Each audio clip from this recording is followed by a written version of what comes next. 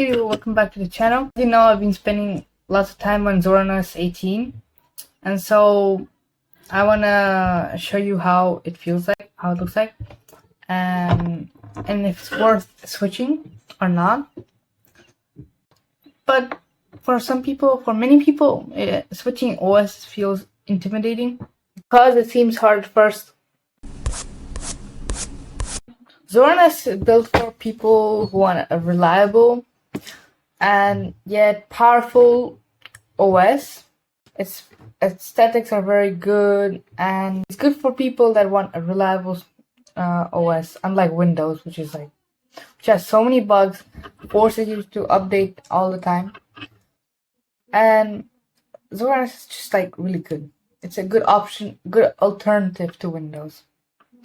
And if people, and who is it not for? It's actually not for people that are power users in Linux. The people that love to tinker a lot and just don't want everything ready for them, and they want to do everything themselves, Zorin OS is not built for them. First up, the Zorin Appearance tool makes customization ridiculously easy. Whether you want a clean Windows layout, a Mac style dock, or a minimal setup, you can switch the entire look and feel of your desktop with just a few clicks. Finding your apps is seamless too. The built-in software store lets you search and install everything you need instantly, from productivity apps to developer tools like VS Code. The feature is Zorin Connect. It syncs your phone directly to your PC to share files and notifications seamlessly. And under the hood, Zorin OS 18 runs extremely light and fast, making great use of system resources whether you're on modern hardware or giving an older laptop new life. A quick summary of the pros and cons. Feel free to pause if you want to read through them all. First of all, the pros are fast and snappy. It comes out of the box really well. Next is low RAM. It takes barely 2 GB of RAM to run it on idle. Next, it has a huge app store.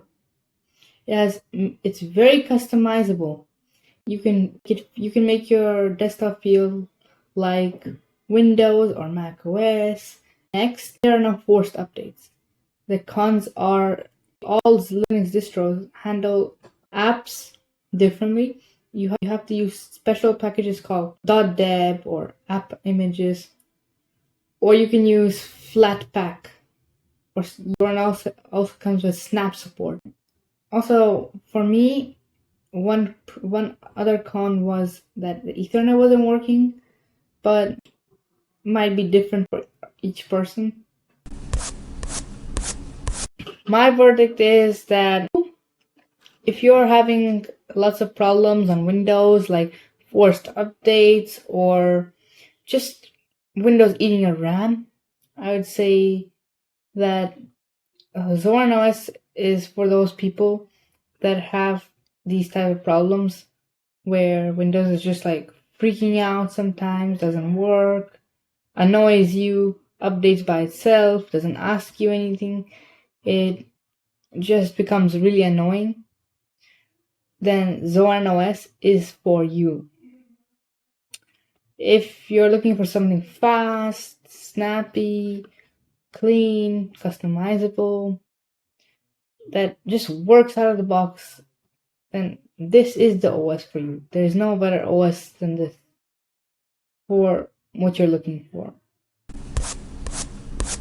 If you found this content useful, please like and share and subscribe so I can keep making more content like this. Also, comment below if you're gonna be switching to Zorin OS or you're gonna stay on Windows. And also, teaser, next video might be about Zorin OS versus Windows. See you. Bye.